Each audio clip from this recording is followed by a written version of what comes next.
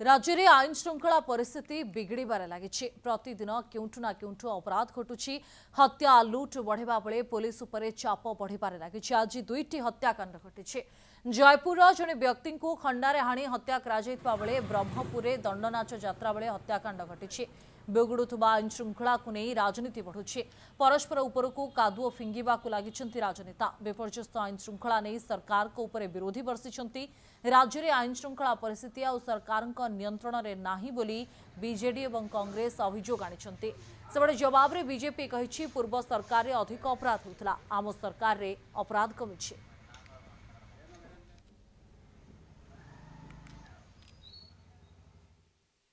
जो राज्य रे आईन श्रृंखला परिस्थिति आउ सरकार नियंत्रणाधीन नुहे दिन प्रतिदिन जो घटना घटुची से घटना यहाँ प्रत्यक्ष होची जे आईन श्रृंखला रक्षा करने राज्य सरकार संपूर्ण भाव में विफल होती। आपड़ देखुवे प्रतिदिन राज्यर कौन ना कौन जगार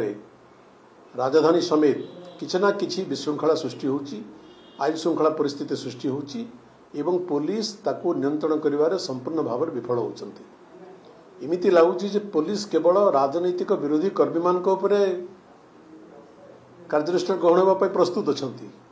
किंतु जो मैंने आईन श्रृंखला भंग कर पुलिस नियंत्रण रोना विधानसभा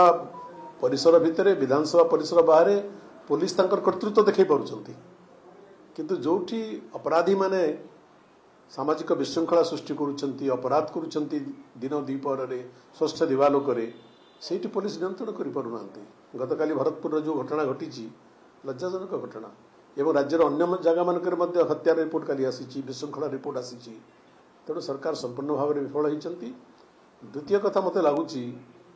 पुलिस विफलता पछरे अत्यधिक राजनीतिक हस्तक्षेप अन्यतम कारण अटे। पुलिस को तार दिन प्रतिदिन कार्य करिबारे जो बारंबार राजनीतिक हस्तक्षेप वर्तमान सरकार घटुची पुलिस किछि निज नियंत्रण निज पुलिस रही पारु नहीं प्रत्येक कथार राजनीतिक हस्तक्षेप ये सरकार आईन श्रृंखला व्यवस्था बर्तमान भुशुड़ी पड़ी। आगामी दिन निश्चय भाव ओडावासी देखुं गोटे दल को जो दल सरकार आसी राजनीतिक दल लोक माने शांति श्रृंखला भाव में प्रदर्शन करेंगे आंदोलन करेंगे किंतु जो दमन लीला कर पुलिस द्वारा ये सरकार को सूचाई देवाई चाहूँ आगामी दिन मान जोड़ी ये बड़ी भाव में आईन श्रृंखला जदि बारंबार आप जानते गतकाली कवि सूर्यनगर गोटे मर्डर कड़ेरी भरतपुर तो आम दुखी पुलिस मैंने बाड़ा कर आम चाहू पुलिस सशक्त हो लोक सुरक्षा देवु कहीं डीजी गोटे दलर लोकों एत बड़ कठोरता होती ये जो कार्यानुष्ठान अत्यधिक मात्रा कार्यानुष्ठान ग्रहण करने तत्पर धाची से माँ मान झील मान सुरक्षा जब ये तत्परता जो होता मो झील मैंने दशम श्रेणी पढ़ुवा झील मैंने आश्रम स्कूल प्रसव 4.2% अपराध हार कमी यही समय को जब आम हिसाब करवा गला वर्ष तेणु महिला मान अत्याचार कमी तेणु अभियोग करने को जाकि अभियोग जदि जी कर आम कि कहना सेमती विजु जनता दल वाला जो अभियोग कर 24 वर्षर इतिहास को आम देखा पुलिस कौ ढंग कम करूला पुलिस की जदि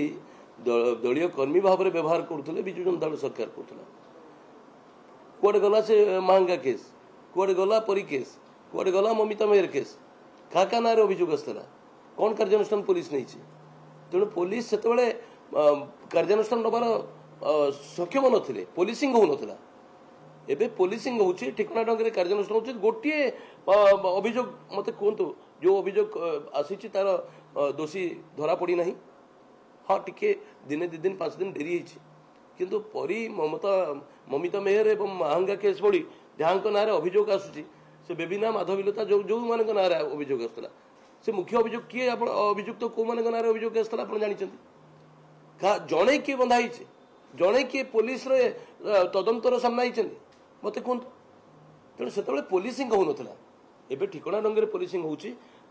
राज्य में आईन श्रृंखला कथा को गुरुत्वर सहित आम सरकार नहीं कार्यानुष्ठान से ढंग से कर दोषी दंड पाऊँ।